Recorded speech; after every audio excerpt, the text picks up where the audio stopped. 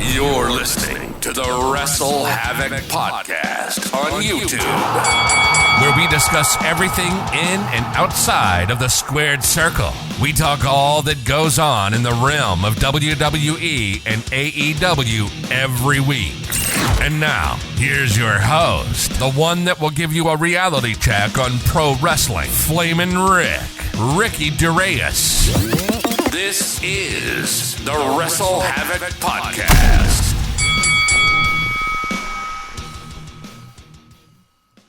What's up, everybody? It is Flamin' Ricky DeReyes right here on the Wrestle Havoc Podcast, here to review AEW Collision from July 1st, 2023. We got a lot of things to talk about, of course, on the third ever edition of Collision. This week, Collision was taped. They actually taped Collision this past Thursday. But the biggest takeaway that I can really give you for this show is really the fact that even though the show was taped, to me, as the viewer watching this show, it did not really feel like a taped show. If you compare how Rampage is treated and this show is treated, it's completely two different things when it comes to the taped environment of pro wrestling. Because when you watch Rampage, you already get the sense that it is taped, and there's obviously some bits that you know it's taped just by the audio of the commentary. But when it comes to Collision, it really doesn't feel that way. It felt like the show was live, in my opinion at least. And overall, I thought the show was great. Again, the show flowed well. We had MJF on the show, of course. Bullet Club Gold is really the biggest thing on AEW Collision right now. And honestly, it is safe to say that Bullet Club Gold is my favorite thing in AEW right now, the feud that they are having with CM Punk, and it looks like we are definitely going to be on the road towards a CM Punk versus Switchblade Jay White match. Also, of course, the whole big thing that really went through this entire show was the Owen Hart Cup Tournament. It played a big role on Collision this week. We had matches like Juice Robinson taking on Ricky Starks.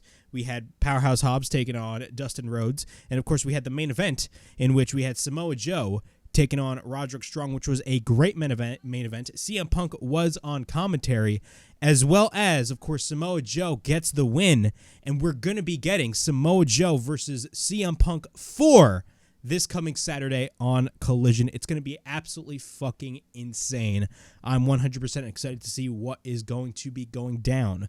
But before I get on with all this craziness regarding AEW Collision, make sure to like and subscribe to the Wrestle Havoc Podcast right here on YouTube, in which we discuss everything in and outside of the squared circle. Make sure to like and subscribe for more content, and as the frickin' referee would say, ring, ring, ring that damn bell for more notifications. Also, if you guys had missed it, the WWE Money in the Bank pay-per-view review is up on the channel. I talk about the Bloodline Civil War and Roman Reigns suffering his very first loss since December 15th, 2019. Of course, he lost and he got pinned by, of course, the one and only right-hand man, main event, Jey Uso. Overall, Money in the Bank was a phenomenal show. I definitely recommend to give you guys a recommendation for this review. I definitely talked about a lot of things, especially on that amazing Bloodline Civil War, but not to take away of any one of the other matches. Of course, both Money in the Bank matches were great.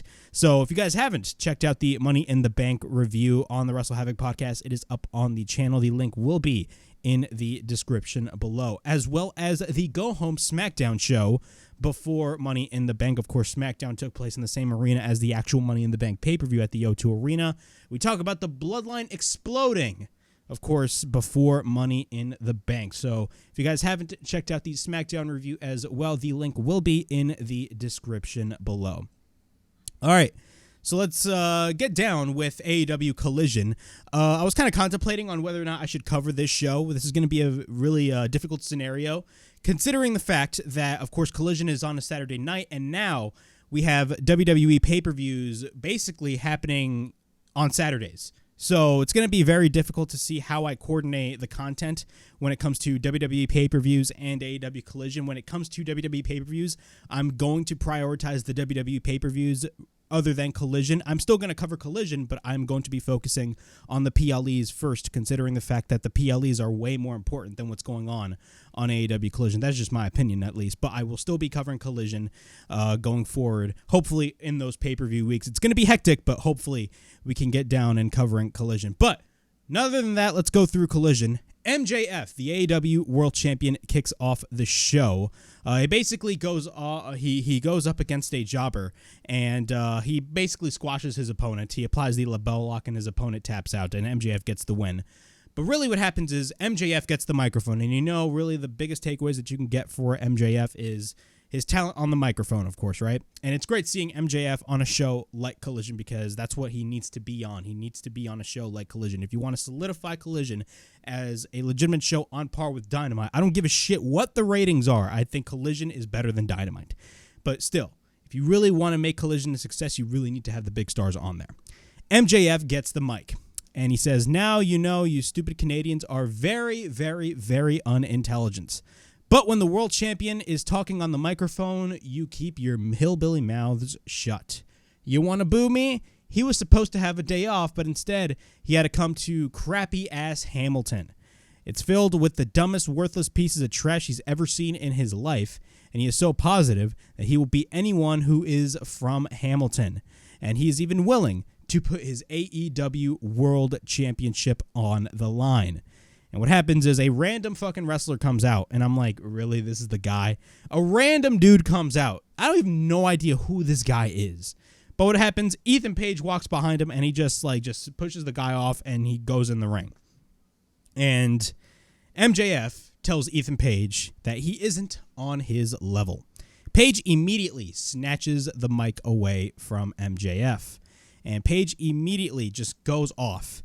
And he says, "We're not going to be doing this crap tonight. Not tonight in Hamilton." The crazy thing is that he was supposed to tell him that he wasn't on his level. Really? He has no clue what he is even capable of. And everybody that knows what he is capable of seems to not give a crap.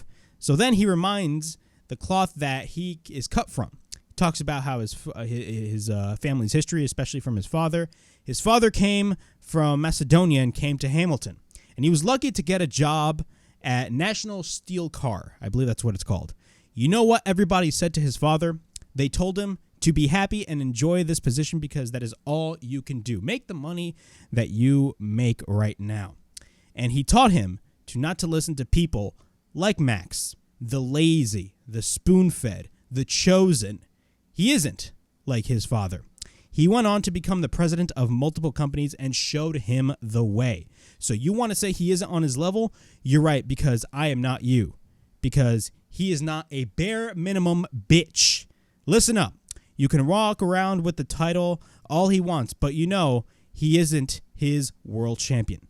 But when this company needs something, they do not call Max. They call Ethan Page. Because he is always here for the fans, for this company, and for those 3 letters AEW. And when they ask him on 24 hours of notice to fly to Calgary to promote this tour of Canada, he called his wife and kids and says he wasn't coming home. He flew to Calgary and did his job. And you know what his wife said and asked him? She said, "Ethan, when is this company going to pay you back for all the extra shit that you do?" And Ethan says, "In due time." Well, Max, now is that frickin' time. You might be the AEW World Champion, but Ethan Page actually champions AEW. So how about this? You actually be a man for once and do something for this company and put the belt on the line. Right here, right now, against me. And then all of a sudden, we get a World Championship match between Ethan Page and MJF. Let's go through the match a little bit. Ethan Page immediately goes after MJF, and he picks up MJF, but then MJF escapes. We get repeated kicks by MJF, but then he works on the knee of Page. MJF then stomps on Ethan Page, but then Page gets hit with the kick. MJF ends up going for the Alabama Slam. MJF then applies the single leg Boston Crab. He then centers Ethan Page into the ring, but then MJF keeps dragging him into the center. Ethan Page then hits MJF with repeated right hands, but then MJF still has it applied. Ethan Page gets his hand on the bottom rope, but once we're back from commercial break, Ethan Page ends up going for a cutter on MJF. Page takes down MJF, but then we get the head scissors by Ethan Page. We get a boot by Page on MJF, but then Page takes MJF to the top. He whips him down to the mat and then slams MJF down with a power slam. We get a cover and a near fall. Page has MJF up. MJF manages to escape, but then Ethan Page ends up going for the cutter. After that, Page goes to the top, but then MJF moves the ropes, dropping Page down. MJF then tries to get Page up, but then Page ends up going for the headbutt. He power slams him down, but then we get a cover by Ethan Page and a near fall. At this point, Page is selling his own knee. Page tries to go for the Ego's Edge, but the knee of Ethan Page gives out. After that, MJF goes for the Dragon Screw on Page, and then he takes Page for the Heat Sinker, and we get a cover by MJF, and MJF gets the win and retains the AEW World Championship in a random match against a random guy like Ethan Page, who has been doing stuff with the Hardys for like how many months now. But overall thoughts on this opening segment slash match that happened on Collision. Overall, I thought it was great. I thought they showcased Ethan Page really well, and I believe this was the hometown of Ethan Page. But overall, even though I'm not really the biggest fan of Ethan Page, again, AEW really showcased Ethan Page very well, even though it was probably in his hometown. I believe it was his hometown. Correct me if I'm wrong. That's why he came out here in the first place. But again, they still showcased him really well. The promo that Ethan Page cut, look, you know, when it comes to Ethan Page's promos, I'm not really the biggest fan of like the tone of his promos because he always sounds like freaking serious and crazy. But this was a very passionate promo by Ethan Page. And this is exactly the type of thing that AEW Collision really needs to do. Really bring out guys that either have not been utilized or just, you know, not used to their fullest potential. And one of those guys is Ethan Page. He's doing a lot of stuff with the Hardys, which honestly, I could honestly care less about. You know, he's been doing stuff on Rampage, I believe, which at this point, nobody watches Rampage. With all due respect, nobody watches Rampage at this point. It's a nothing show. But nonetheless, what they did with Ethan Page here, even if it was a one-time thing, they still tried to showcase Ethan Page really well. MJF, with the sheer thought of him appearing on the third ever episode of Collision, I think it was a great thing as well. Because really, again, if you want to really bolster this show and make the show already as important as it already is, because at this point, the show is already important. Say what you want about the rating that came out last week.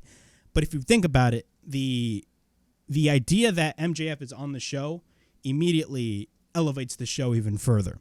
And hopefully we get MJF on further episodes or future episodes of Collision down the line. But nonetheless, I thought this was a great opener. Ethan Page looked great, even though it was a short match and it was pretty random that Ethan Page of all people came out. I liked the thing that they did with Ethan Page and MJF. I thought it did really well, and MJF retains the AEW World Championship. More of this on Collision, please.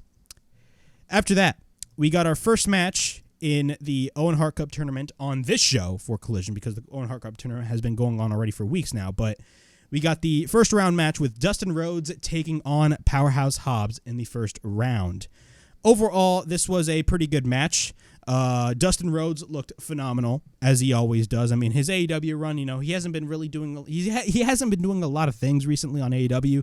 He has been teaming with Keith Lee for a short while, but he wasn't really doing a lot. But, when it comes to in-ring, Dustin Rhodes, even at his age, is really good. Powerhouse Hobbs, of course, we all know Powerhouse Hobbs is one of the, I don't want to say focal points of AEW Collision, but they're definitely trying to build up Powerhouse Hobbs to what he was, before Collision. Because before Collision, of course, he was the TNT champion, but let's be honest with ourselves, Powerhouse Hobbs had a forgettable run with the TNT championship.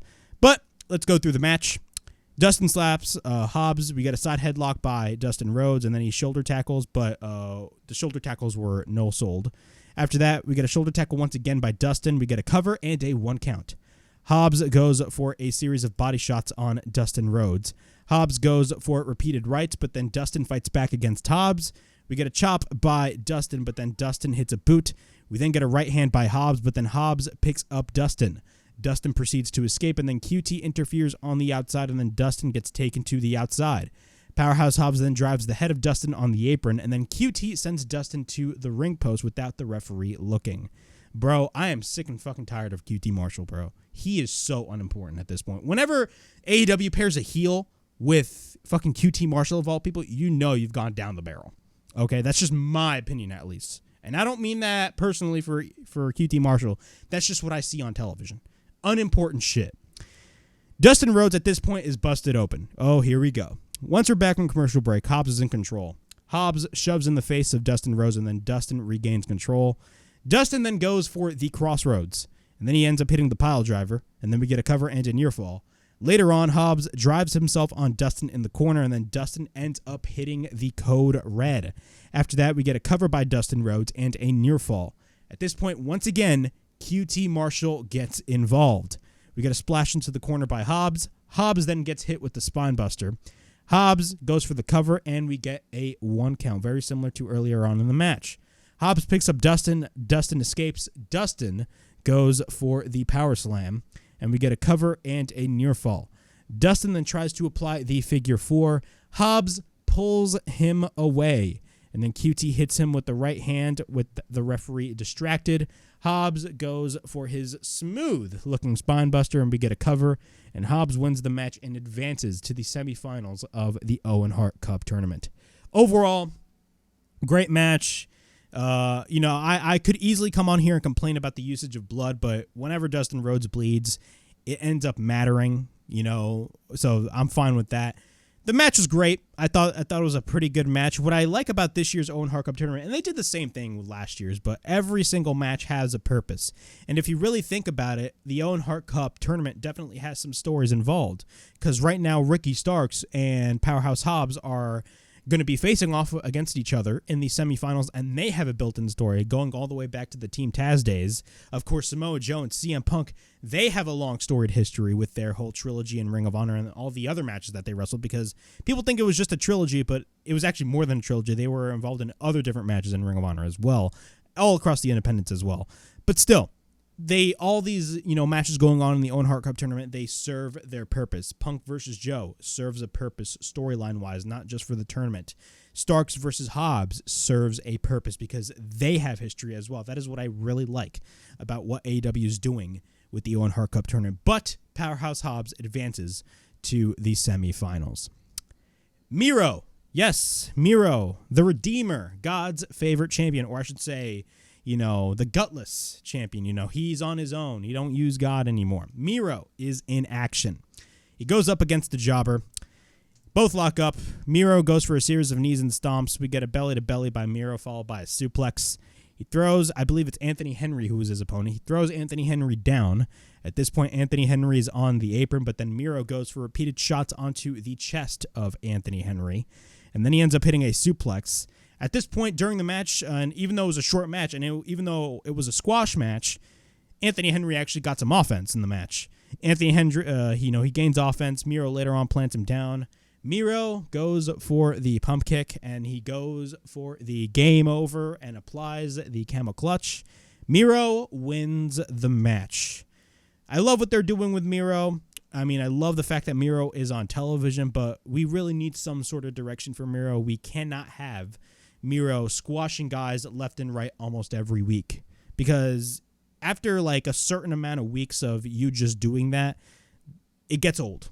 We really need to have some sort of direction for Miro. Hopefully he can cut a promo maybe after his match and maybe go after the international title, because let's be honest with ourselves. Look, I talked about almost every week on the Dynamite Review who should beat Orange Cassidy for that international championship. I talked about guys like Konosuke Takeshita, guys like Rush. Miro could definitely be in that conversation. 100%. I could easily say TNT Championship, but Miro's already won the TNT Championship. I think we really need to start thinking about Miro really going after that international championship, because if you think about it, it fit perfectly for Miro. Absolutely perfectly for Miro, and he can finally go back to the top to where he should be and really position himself as I don't want to say top guy, but really an important, integral part of AEW television. Tony Schiavone interviews the best thing, in my opinion, in AEW right now, Bullet Club Gold, Guns Up. Jay White says, Bullet Club Gold have a couple of new gold members. The Bang Bang Gang is at full force. King Switch, Rock Hard, Juice Robinson, and now the Golden Guns. I love how they have all nicknames, man. It's fucking fire. How about the Top Shelf Guns? This right here is the golden era of Bullet Club, and it continues tonight when Rock Hard Juice Robinson absolutely wipes the floor with Ricky Starks. And then the Guns explain why they joined Bullet Club. The Switchblade, of course, is a Grand Slam champion, and the Juice is loose, Tony Schiavone. The question is, why would Bullet Club Gold want the Guns? Their first tag team match was 16 months ago, and during that time, they won the AEW World Tag Team Championships. They beat all our favorites. They beat Ricky Starks, they beat the Hardys, they beat FTR, and they beat CM Punk. The Guns are the future. No, we're not the future. We are the present. They are the best tag team in the world. And if you're not down with that, we got 2 words for you. And the crowd goes, suck it. But instead of suck it, guns up. That shit's going to get fucking over. I swear to God. With Juice's match, of course, Tony Schiavone said on the microphone that with Juice Robinson's match against Ricky Starks, all members of Bullet Club Gold are banned from ringside. Jay White gets pissed, and he is shocked, and he questions Tony, hey, were you involved in the decision-making? But Jay White gets the mic, and he says he has something to say for CM Punk, or he has something to say to CM Punk. Mr. Punk, when you returned, he returned with a little bag of goodies. Of course, he mentions the bag that CM Punk held 2 weeks ago on Collision.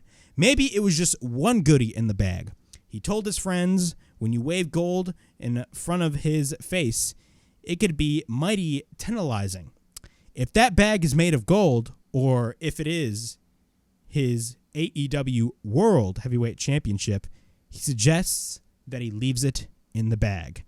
But FTR, we have their attention. So, Dax the Axe, Cash Money, or Fuzzy Wuzzy Bear, or Silly Willy Worm. I swear to God, bro, Jay White is so fucking good. Boys, FTR, Bullet Club Gold, we already beat you guys. How about they put their AEW World Tag Team titles on the line against him and Juice Robinson, and they will beat you again.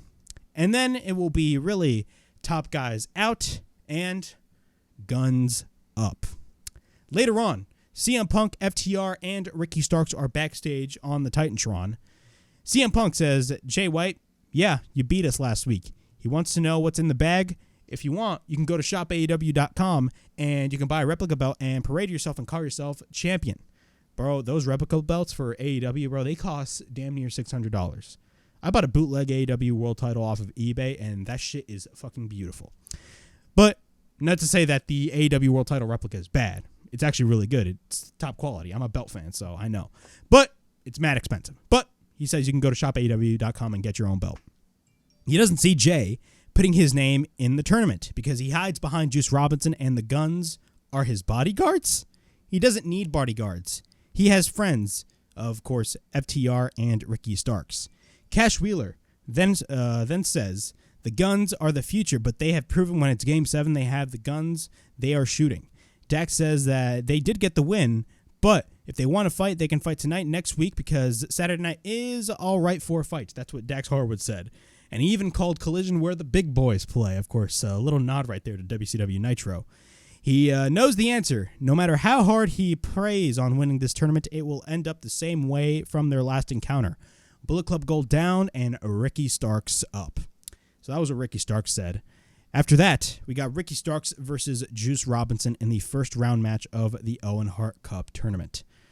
Overall thoughts on this segment by Bullet Club Gold and CM Punk, FTR, and Ricky Starks. This was great. I loved this. I absolutely loved everything about this segment. Remember how everybody was talking about how AEW was going to utilize Jay White before he came into AEW? I was even one of those people because, AEW does have a history of bringing in guys from the WWE and fumbling their momentum. I do not think AEW has fumbled the momentum of Jay White and Bullet Club Gold. When Bullet Club Gold first started a couple of months ago, and it was just Jay White and Juice Robinson, it wasn't really a faction. It was just a tag team. But if you really think about it now, they're really growing Bullet Club Gold as possibly the top faction in AEW right now. And I even made this prediction. I went out on a limb and made this prediction on Twitter. Bullet Club Gold in a year will be the top faction in AEW. They will be the top heel faction in the company. Because if you think about it, with the work that they are doing, think about this. Jay White right now is working with a guy like CM Punk. For a fact we're going to be getting a one-on-one match with CM Punk and Switchblade Jay White. That's going to be phenomenal. And really, if you think about it, Jay White should get the win. Jay White should get the win because he is your future star that you want to build this company around. He is going to be your top heel. AEW is utilizing Jay White phenomenally. You know, people talk about the way Jay White wrestles, but bro, Jay White is exactly what a wrestler, you know, in any company dies to have. Jay White is a main event player. And I even made the prediction when he first came in, bro, at least a little over a year. Give it a year or a little over a year. He will be a world champion. He will be a world champion. The Guns, bro, I was skeptical on the Guns joining Bullet Club Gold. I genuinely was. I thought the idea of the Guns joining Bullet Club Gold was fucking stupid. But now, I think it was probably the best decision for their careers, if you think about it. The best course of action for their careers. The Guns will become bigger stars because of it. And now, you know, they're going to be one of the top tag teams in the world. Because I remember when the Guns were the AEW World Tag Team Champions earlier this year, when they beat the Acclaimed, I was like, the Guns? Now I'm like, shit, I'm actually excited. The Guns are phenomenal at what they do. I'm a big fan of the Guns after this. And, bro, hopefully they come out to Many Men by 50 Cent. I don't even think that should be the theme by just the Guns. That should be the overall theme for Bullet Club Gold, in my opinion. But that is just me. But nonetheless, this was a great segment. We're definitely going to be getting a tag team match next week on Collision. They actually officially announced it. It's going to be Switchblade Jay White and Juice Robinson taking on FTR in an AEW World Tag Team Championship Eliminator match. That match should not be an Eliminator match, in my opinion. That match should just be for the AEW World Tag Team Championships. Jay White even said it. We beat you guys already, so we should get a tag team title shot. Why the fuck are we going to get an Eliminator match? The idea of an Eliminator match is so stupid. It's the exact same thing as WWE and their championship contenders matches. It's the same shit.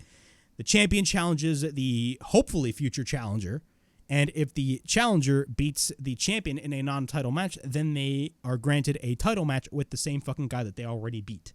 That's fucking stupid in my opinion. You know, it should just be an AEW tag team title match. I'm going to be honest with FTR's title run, man. I'm not really that happy with what AEW is doing with FTR and their title run. What they're doing with FTR, you know, pairing them with CM Punk, I think it's great. But when I'm talking about their title run, just their title run, I think their title run has been kind of disappointing in my opinion. And honestly, if you think about it, the right guys to be, you know, the right guys to be FTR is definitely Jay White and Juice Robinson. They'd fit perfectly for that role. But now that Bullet Club Gold has a tag team, it's very unlikely, and it looks like we're going to be getting the Guns hopefully winning the AEW World Tag Team Championships maybe a couple of months down the line. All right, so now we got Ricky Starks taking on Juice Robinson in the first round of the Owen Hart Cup Tournament. We get a hip toss by Starks. We get a side headlock takeover by Starks, and then we get a shoulder tackle by Starks. Starks runs into Juice Robinson, taking him down. Juice goes for repeated rights, and then Juice drags Starks into the center of the ring. He proceeds to work on the knees of Starks, and then Starks tries to fight back. We get a knee by Juice. Juice proceeds to pick up Starks, but then he slams him down to the mat, and his leg gets taken to the rope. And then he whiplashes again. Ricky Starks once again. Once we're back from commercial break, Juice is in control over Ricky Starks. He clotheslines and he sends Starks to the corner. And what happens is we get a cannonball into the corner by Juice Robinson. We get a cover by Juice and a near fall. We get a series of kicks by Juice, and then we get a clothesline. Starks is still up, but then we get a kick by Juice taking Starks down, but then Juice gets caught into a backdrop. Starks is on fire. He clotheslines Juice. Tornado DDT countered by Juice Robinson. Then Starks ends up going for a DDT. Starks picks up Juice, and then he drops him into the corner. Tornado DDT by Ricky Starks. We get a cover by Starks and a near fall. Starks takes Juice to the middle rope, but then Juice goes for the counter. He ends up hitting the leg Larry, and then we get a cover and a near fall. Juice then applies the Texas Cloverleaf. Starks goes close to the ropes, but then Juice makes it to the middle rope. After that, Starks finally makes it to the ropes. Juice takes Starks, and then he picks him up. Starks escapes. We get a roll-up by Juice with holding the tights of Ricky Starks, so he's cheating. We get a near fall. Juice goes, Starks goes for a slam, and then we get a cover into near fall. Starks tries to take Juice, but then Juice rolls over. We get a stomp onto the back of Juice by Ricky Starks. Juice takes Starks to the top, but then we get a series of chops by Juice. Juice then goes to the top. We get a Hurricane Rana miss, but then Starks misses. Juice spears Starks, and then we get a cover by Juice and a near fall. Then Ricky Starks goes for the spear. Takedown by Juice. We get a series of roll-up reversals by both men. After that, Bullet Club Gold, after being banned from ringside, they come in. They proceed to surround the ring, and what happens is CM Punk and FTR come out for the save, and Bullet Club Gold retreat. Meanwhile, Ricky Starks, after going for the roll-up on Juice Robinson, he ends up winning the match, and he advances in the Owen Hart Cup Tournament. Overall, pretty good match between Ricky Starks and Juice Robinson. It was obvious that Ricky Starks was going to win. Knowing that Powerhouse Hobbs won the match, it looks like we're going to be getting a rematch between Ricky Starks and Powerhouse Hobbs. And not only that, I think it's going to be a great match. And of course, both of these men have history, and the fact that they are having that match in the semifinals goes to show you how important this tournament is actually being treated. So I absolutely like that. Christian Cage, the unofficial TNT champion. Christian Cage talks about, they walked into the first Collision as the new TNT champion. Talks about how he is generous. But then Sean Spears comes in. Sean Spears wants to talk to the champ. And the champ, of course, is not Christian Cage. The champ is, of course, Luchasaurus. After that, Cage says he never seemed, to have, all these opportunities. He's not dangerous. That's the problem. Spears says he's capable of being dangerous. Just he needs to meet the right person. And I will see you soon, champ. So yeah, possibly teasing a match between Luchasaurus and Christian Cage. After that, Chris Statlander takes on Lady Frost for the TBS Championship. A short match, but I think Lady Frost is phenomenal. She's been doing a lot of things on Ring of Honor. She's great. I think she's very talented, and she will be successful in AEW in the future. Chris Statlander is doing great things with the TBS Championship. I've always stated this, bro. Chris Statlander is doing more for the TBS Championship in 2 months than Jade Cargill was doing for the TBS title in a whole fucking year.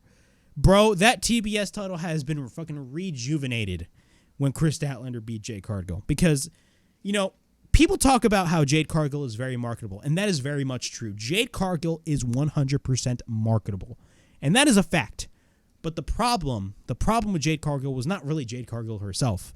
The problem with Jade Cargill was the booking of Jade Cargill.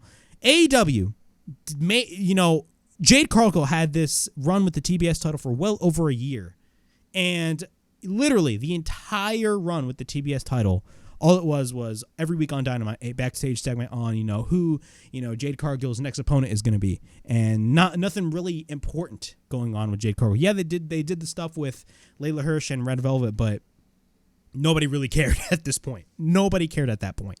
And if you think about it, near the end of her title run, it was basically the same thing. Her title run had no direction, and that was the biggest issue. No direction whatsoever for Jade Cargill when she was the TBS champion. So y'all know I was really happy when Chris Statlander came in and won. I didn't really expect Chris Statlander to be the one to beat Jade Cargill. I even had my doubts. But the way that they did it, honestly, if you think about it, it's kind of a breath of fresh air. And if you think about it, Chris Statlander does deserve it. And she's doing more things with the belt now. And the belt means more than it ever did when it was first introduced 2 years ago. So the match starts, both lock up. We get a series of waistlock exchanges by both women. We get a waistlock takedown by Statlander. We get a knee by Frost. We get a side headlock by Frost, but then Statlander plants her down with a side slam. We then get a shoulder tackle by Statlander on Frost, and then she tries to slam Frost, but then first escapes and hits a forearm. We then get a waistlock by Statlander, and then we get a backbreaker. Once we're back from commercial break, Statlander picks up Frost, and then she proceeds to plant her down. We get a cover and a near fall, and then Statlander misses the pump kick. Lady Frost ends up going for the German suplex. After the German suplex spot, Statlander catches Frost, but then, she counters with a tornado DDT. After that, we get a spinning kick by Frost. We get a cover into near fall. Both counter one another. Great exchanges. Discus lariat by Statlander, and then Statlander picks up Frost, and she ends up hitting, not the Big Bang Theory. That used to be called the Big Bang Theory. It's now called the Saturday Night Fever. And we get a cover, and Statlander retains the TBS title. Yeah, the Saturday Night Fever, man. The Bee Gees. You got to love the Bee Gees, right? But yeah, overall, pretty short match, but not a bad match. I think what they're doing with Chris Statlander is great. They're giving her competition. And Chris Statlander is only the second ever TBS champion. And again, she's doing more with that title than Jade Cargill ever did in a whole fucking year. It's not Jade Cargill's fault. It's the booking. After that, Andrade El Idolo is in a backstage interview. He's pissed and he is here for his mask. The House of Black stole his mask. Listen to me. Show me your face, cucaracha, meaning cockroach in Spanish. ¿Dónde estás? Where are you? He needs his mask. All of a sudden, the House of Black is on the TV screen behind him, and all of a sudden, I don't want to say it scares Andrade El Idolo, but he just gets even more pissed off and more pissed off and more pissed off. So this ongoing feud with Andrade and the House of Black, it's definitely going to be leading towards a Malachi Black and Andrade match, and that is a match I definitely want to see in AEW. We got our main event. We got Samoa Joe, the Samoan submission machine. Samoa Joe, the current Ring of Honor World Television Champion. How long has Samoa Joe been the World Television Champion? Well over a fucking year. That is fucking crazy to think. Taking on Roderick Strong in the first round of the Owen Hart Cup Tournament. CM Punk is on commentary. This was a great match. I loved this match. I mean, Samoa Joe and Roderick Strong do have history with one another. But coming into this match, I knew for a fact, and I think everybody watching the show knew for a fact that Samoa Joe was definitely going to be getting the win. CM Punk, of course, is on commentary, as I stated earlier. Both lock up. We get a side headlock by Strong. We get a chop by Strong into the corner. Strong goes for a series of chops on Joe. We then get an elbow by Joe, knocking him down, but then Joe runs into a dropkick. Strong goes for a dropkick, and then he gets taken to the outside. We get a tope missed by Samoa Joe. Strong goes for the sliding dropkick, and then Strong goes for a series of chops on Joe. A lot of chops in this fucking match. Both men fight it out onto the outside. Once we're back into the ring, Strong goes for repeated stomps on Samoa Joe. We get a series of chops by Strong once again. We then get an overhand chop by Joe. Then we get a series of chop exchanges. And then after that, we get an elbow by Joe. Then we get a kick by Strong, but then Joe comes back with an elbow. Joe goes for repeated right hands into the corner. We then get a chop by Joe into the corner. Strong runs into a Uranagi. After that, once we're back from commercial break, Joe and Strong goes for a series of exchanges. After that, we get a knee by Strong, taking down Joe. We get a cover and a kick out at 1. Knee by Joe. Chop by Joe into the corner. We get an inverted atomic drop. Then he hits a boot and then follows up with a senton. We get a cover by Samoa Joe into near fall. Joe gets his knee down. We then get a cover into near fall. Joe misses the senton. He tried to go for another senton, but he missed. Strong hits a boot, but then he ends up hitting a series of clotheslines. Joe at this point is still up on his feet. Then we get a drop kick by Strong on Joe, but then Joe runs into a backbreaker by Strong. We then get a running kick by Strong, and then we get a cover and a near fall. Joe catches Strong and places him onto the top. Joe goes for a trop, and then Strong fights back. He ends up hitting the missile drop kick, and then we get a cover and a near fall. Strong goes for the Olympic slam. We get a cover by Strong and a near fall. Joe goes for the chop. Then we get a jumping knee by Strong. After that, Joe catches Strong, and then he applies the sleeper. Strong passes out, and Samoa Joe gets the win over Roderick Strong and advances in the semifinals of the Owen Hart Cup Tournament. After the match, he picks up Strong, and he slams him down with a chair. Actually, no, he grabs a chair. He enters the ring, he picks up Strong, and he slams him down on the chair. After that, Joe leaves. And throughout the majority, what I liked about this match is Punk was talking about, how strong Joe is and how intense he is in the ring. And even Punk on commentary looked intimidated because he knows what he dealt with. In that trilogy, he dealt with Samoa Joe by going into those, 60-minute time limit draws. And he's like, bro, Joe is like fucking something else. Even now, Joe is more dangerous than he has ever been. I like how CM Punk was really selling to the viewer Samoa Joe, because that was what basically he was supposed to do. And of course, it is to build up for their semifinal match next week on Collision. After that, Joe leaves. Punk is in the ring, but Adam Cole, who is in a current, I don't want to say program, but he's doing a couple of things with MJF. And of course, we all know Adam Cole wants to go for the AEW World Championship. He comes to the aid of Roderick Strong. CM Punk has this look on his face, and he looks directly at Adam Cole. What could that mean? We have no idea. But They're definitely teasing something. Possibly maybe a future match with MJF, because that was the original match that we were supposed to get last year, but the fiasco happened. But Adam Cole runs into the ring. He comes to the aid of Roderick Strong, and Strong gets carried out with a stretcher. Basically selling you guys, hey, CM Punk is in for a fucking rude awakening this coming Saturday on Collision, as we got Samoa Joe versus CM Punk 4 in the semifinals of the Owen Hart Cup Tournament. Overall, great match. Excited for this week on Collision. Collision this week is going to be live, and we're going to be getting Samoa Joe versus CM Punk. When it comes to Samoa Joe and CM Punk, this was a match I wanted last summer, per se. I wanted this match last summer. You know, I remember when CM Punk was the world champion. You know, when he first won the AEW World Championship, I was like, bro, he needs to go into a program with Samoa Joe. Imagine the back and forth these guys would have on the microphone, let alone the match. Just imagine the build-up and the back and forth that both of these men would have. Just think about that. It'd be fucking awesome. But we're going to have to wait and see what happens. It's going to be interesting, man. There could be a possibility. I do expect Punk to win. But what if there's a possibility that Punk would lose this match? And he's in the same boat that he was when he faced Samoa Joe all those years ago. Who knows? It creates that unpredictability nature. Yeah, CM Punk is the obvious guy to win, and it most likely looks like he's going to be winning. But what if he doesn't? That's what I like about the mystique of Samoa Joe versus CM Punk. But yeah, that was my AEW Collision review from July 1st, 2023. Overall thoughts on this show. I thought this show was great. I enjoyed it for what it was. It was a great show, even though it was a taped show. And trust me, this show was taped, and there's a lot of cons when it comes to a wrestling show being taped.